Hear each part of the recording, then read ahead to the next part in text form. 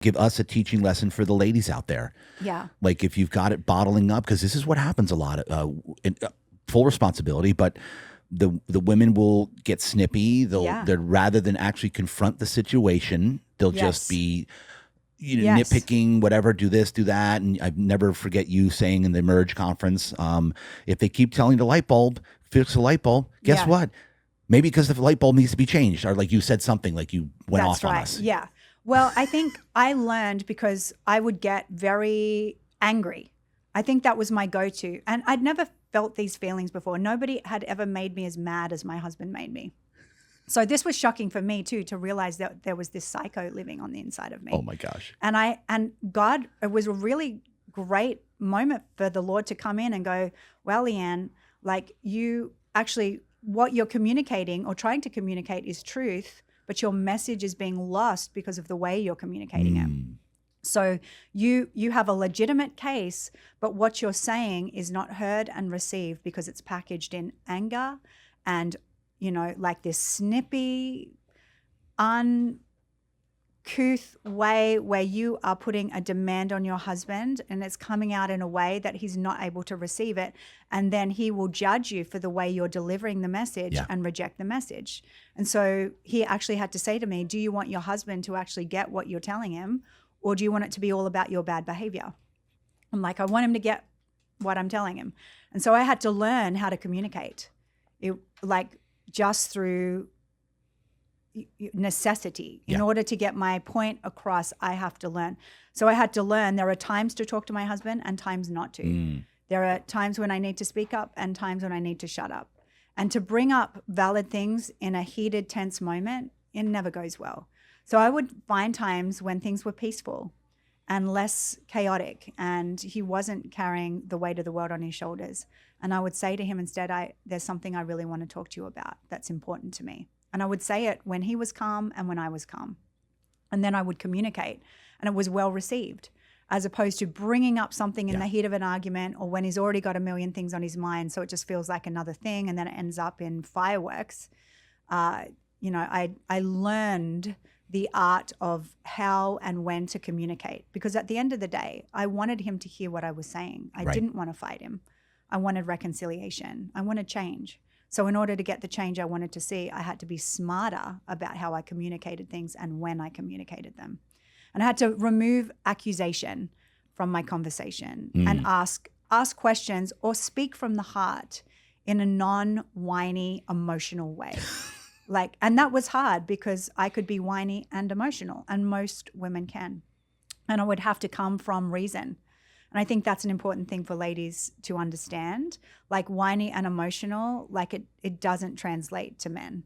If you would actually just come to them, from the heart. Women are feelers, they are carriers. So it's not that we want to not be that way, but actually speak to them from just reason and a place of rationality. Like, I'm struggling. I don't get to see you. And it makes me sad because, I married you because I want to spend time with you. And I feel neglected. I feel like we don't get enough time together. And then it's a conversation and not an argument. Right. And you can get resolution, which should be the goal. Exactly. And this is so big, by the way. It's yeah. so simple, yeah, yet profound. Because most people can't do it. Can't. Yeah. Because in the heat of the moment, you want to get it out right there. Yeah. So anger clouds. So the Bible says that anger rests in the bosom of a fool. So in other words, when we let anger lead us, we always make foolish choices. But wise people consider their words thoughtfully before they speak them. Yes. So I would actually take time to think about what I want to say and how I need to say it in order for it to be received. Right. Otherwise, it's just going to be a wall. Yeah. Whoa. Immediate repelling. No. You're not going to yell at me. 100%. This makes it worse. And I did it all wrong before I learned to do it right. And we would get into just the worst arguments because I would just come out swinging. Oh, yeah. And make demands, throw out accusations, scream, flail, you name it. Yes. Yeah. And I just learned, wow, this isn't working. What do you I know? need to try a different way of doing things here because I'm not getting the results I want. And something you said about Pastor Jurgen, the amount of weight And you've Yes. talked about this from the pulpit a lot, and I really, Yeah. really, really love this. Yeah. Is because the men, we should be anyway. Yeah. Men should be leading the spiritual leaders of their home. You guys That's have talked right. about this a lot. Yeah. And we get around this topic where it's like some women can kind of take offense to the submissive type of thing going on. Remember, Sure. there's that fine Yeah. line that Yeah. you talk Yeah. about. Yeah. How hey, listen, your man is. I don't want to Carrying. carry what he's carrying, No, so I need I to do not. have empathy for that. Yep. 100%. So talk about that of the dynamic between husband and wife. Yeah. How you have seen how you have done this with the word submissive, because a lot of women, I'm not like immediately take offense. Yeah, of course. How- Because just- that's what feminism has taught women. Yeah, and go so there. it set them at odds with men. But look, if in a righteous, godly, God's design and God's order, the man is the strength of the house. In fact, in Hebrew, the word husband means the strength of the house. Yep. So in order for the man to be the strength of the house, they have to understand that there's something that you have to bear, that your wife shouldn't have to bear, that your children shouldn't have to bear. But because you're bearing that weight, there needs to be an understanding from everybody else in this household. Dad or my husband is carrying what he is meant to carry. Therefore, I do have an understanding of, man, he has some unique pressures and stresses that I don't have to bear, that he's bearing. So I'm going to have a whole lot of grace, which means I'm not going to be at him when he comes through the door. And here's my honey-do list. Now we need this and we need that. And here's the children and here's, walk the dog. And Yes. like I felt God say, just give him a minute when he comes home.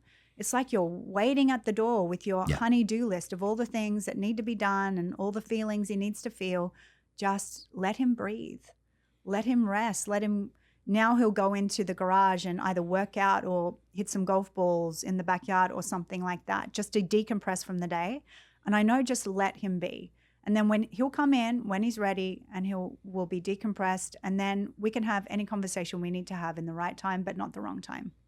And it's been really helpful in our relationship, just giving him that space. And I feel like it is, I learned it over time, but society doesn't teach you that. No. They'll say, it's all about you and you have needs and you have desires, and it's so inverted. Yeah. I think that the way that our marriage has shifted is in that I learned that the greatest thing I can do for my husband is literally serve him. And that sounds like completely incredulous to our culture right now. Totally. What do you mean you're your husband's servant? I do it gladly. Mm. I love him. I thank God that I don't need to worry about the finances. I thank God that I can turn on the lights and never have to worry that the power is going to be shut off, because I have a man who not only provides, but is responsible and a good steward. I thank God that we own our own home, that we don't have a landlord, that we don't have to rent, that he actually purchased us a home, that he's been a good role model to our children, that he has all, the fights in the spirit too, that, I am not called to. He does the heavy lifting spiritually. He does the heavy lifting with the finances, and he's released me to be who I am in the home, a mother and nurturer. I don't have to become this overly strong masculine woman, because my husband is a masculine man. So I'm free to be feminine. Mm. I'm free to be mom. I'm free to be a loving wife. And it's all about just allowing God to reveal to you the true order of what a marriage looks like. It can be hard for some women because they don't have that kind of man. Right. It's hard to submit to a man who doesn't have a mission, because the whole idea of submission is to come under a mission. Yes. And so for some women, they're like, wow, sounds great, except my man's unemployed. He's, so I understand that there are, it is in some senses very difficult. And that's where you really need to lean into God and have a good Christian community to help you through those moments. But I think in a healthy home, in a God-ordered home, there is an order that we need to really, just honor in God, and give your husband the grace to be the leader he needs to be and the time he needs to decompress from the weight that only he carries. It's so vitally important. So important. Yeah. And to your point again, I see a lot of households because I'm a coach. Yeah. So I see a lot of parents. The dynamic, and where the woman's basically the leading the house Yeah. on everything, the finances, and it's almost like the guy has a mother. Yeah. I've seen this. Yeah. and almost like they need to be told what to do, told where to be, Right. told.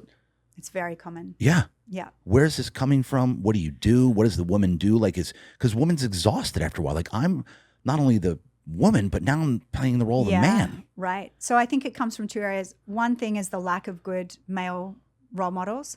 So a lot of the men that are like this, unless they've been transformed by God, have come from homes where there was no father present. Yeah. And mum had to step up and carry both roles. Right. And so therefore she had to become tough because she was both mum and dad.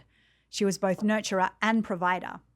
And so they saw this modeled, and then they were attracted to strong women because, you know, we often will marry what we admire. A lot of these men that grew up without a dad in the home, they admire strong women, they marry strong women. These strong women come in, they're used to controlling things. Often they were in a relationship too, whether it be in their family where they were forced to carry things that they shouldn't have had to carry. So now they're having to control everything to feel safe. And so it's like this dysfunctional dynamic of a, you know, overly mothered, underfathered man coming in, and a woman who has been overly mothered and underfathered, who has had to stand up in a strength that she shouldn't have.